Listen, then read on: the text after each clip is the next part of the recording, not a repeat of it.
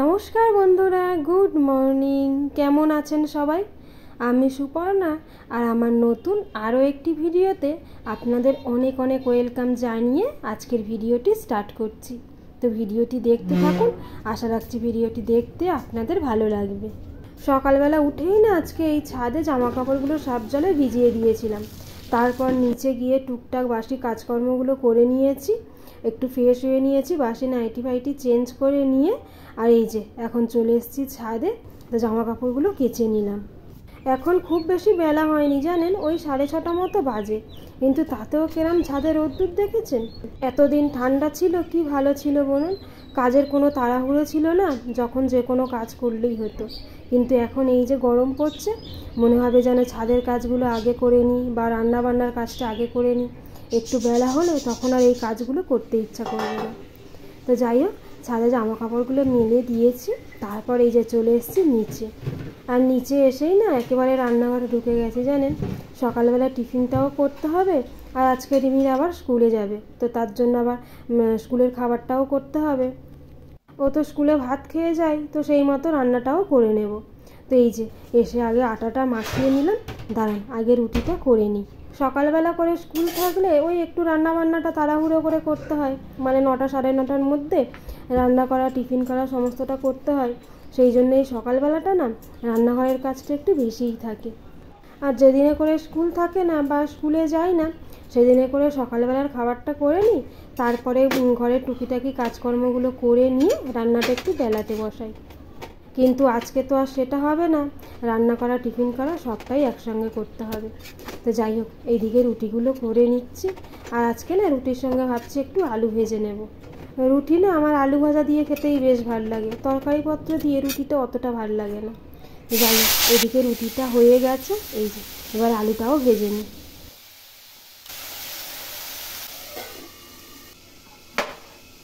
ওদিকে আলু ভাজার মধ্যে নুন আর হলুদ দিয়ে নাড়িয়ে দিয়ে চাপা দিয়ে দিয়েছি। তো ওদিকে যতক্ষণে আলুটা ভাজা হবে ততক্ষণে এই যে আমি রান্নার ব্যবস্থাটা করে নিই। ওই একটু আলু পেঁয়াজ কেটে নিলাম। ফ্রিজে একটু মাংস ছিল জানেন, আজকে শুক্রবার তো, কালকে আর শনিবার নিরামিষ হবে, সেই জন্য ভাবলাম আজকে মাংসটা বের করে নিই। এমনিতেও ফ্রিজে মাংসটা আছে 3-4 দিন হয়ে গেছে, এরপর আর মাংস খেতেই ভাল লাগবে না। এই মাছ মাংস ফ্রিজে রেখে খেলে দেখবেন টেস্ট আর অতটা ভালো থাকে না। ওই দিনের দিনে এনে খেলে যতটা ভাল লাগে, পরে কিন্তু আর ততটা ভাল লাগে না। তো যাই হোক, এইদিকে মাংসটাও কষা হয়ে গেছে, এবার আলুটাও দিয়ে দিলাম জানেন। এবার এই ঢাকা চাপা দিয়ে কিছুক্ষণ হবে।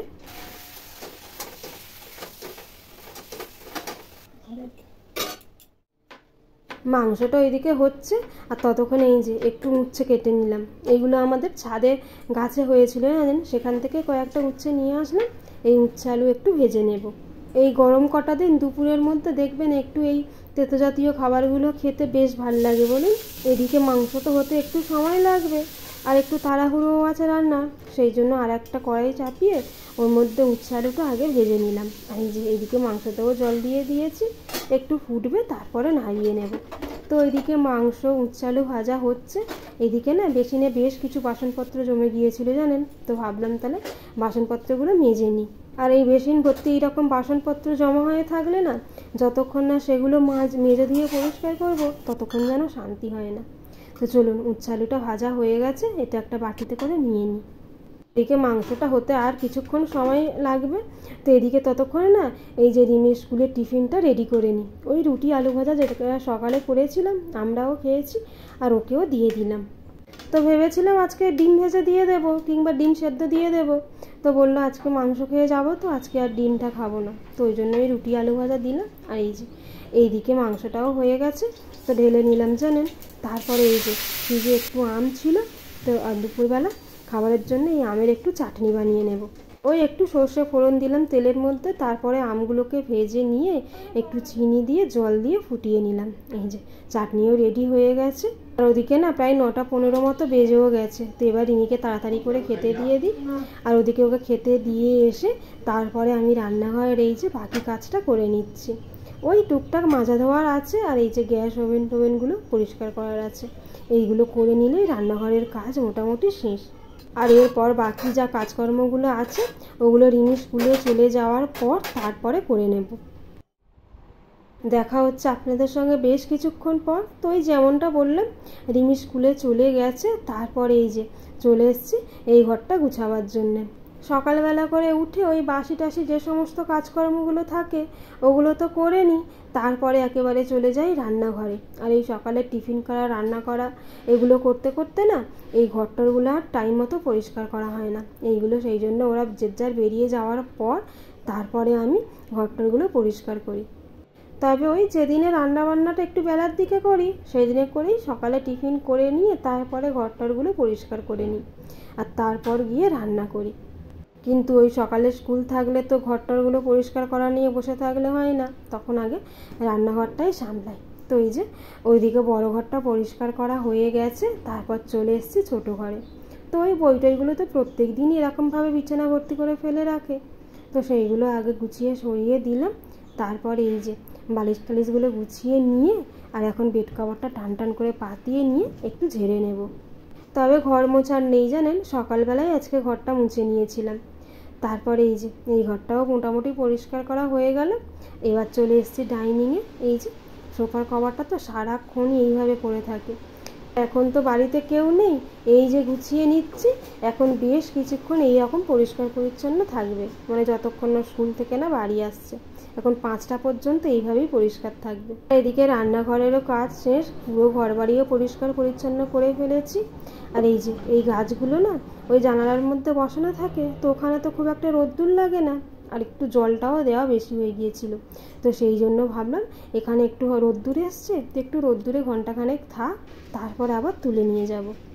আর এই গাছগুলো বেশ কিছুদিন আগে নার্সারি থেকে এনেছিলাম, তখনই ওনারা বলে দিয়েছিলেন যে একটু কম কম করে জল দিতে 3-4 দিন অন্তর, তো সেইভাবেই দিচ্ছি। তো এইদিকে মোটামুটি কাজকর্ম গুছিয়ে নিয়ে আর আজকে না একটু ফ্রিজটাও ভালোভাবে পরিষ্কার করে নিলাম জানেন, ফ্রিজে সবজিপাতি একটু কম ছিল, তো ভাবলাম তাহলে আজকে একদম ফ্রিজটা ধুয়ে মুছে পরিষ্কার করে নিই। তো ভেতরটা পরিষ্কার করে নিয়েছি, সেটা আর আপনাদের সঙ্গে শেয়ার করলাম না। এই যে এবার বাইরেটাও একদম পুরোপুরি মুছে নিয়ে তারপরে এই যে স্নান টানও করে নিয়েছি। আর এখন এই যে চলে এসেছি ঠাকুরের কাজটা একটু পরিষ্কার করে নেব। তবে আজকে আর আমাকে পুজো দিতে হবে না জানেন, রিমির বাবা ঠাকুরের পুজো দিয়ে গেছিলো।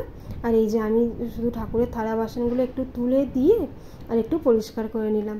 আর ছাদে গিয়ে দেখলাম একটা ফুল ফুটেছিল, তো সেই ফুলটা তুলে এনে আর ঠাকুরের পায়ের কাছে দিয়ে দিলাম। আর এই যে এর মধ্যে দুপুরের খাবারটাও রেডি করে নিয়েছি, উচ্ছে আলু ভাজা, মাংসর তরকারি আর আমের চাটনি, আর একটু পেঁয়াজ কেটে নিয়েছিলাম আর একটু পাতি লেবু নিয়েছিলাম। বেশ, এই ছিল আজকে দুপুরের খাওয়া।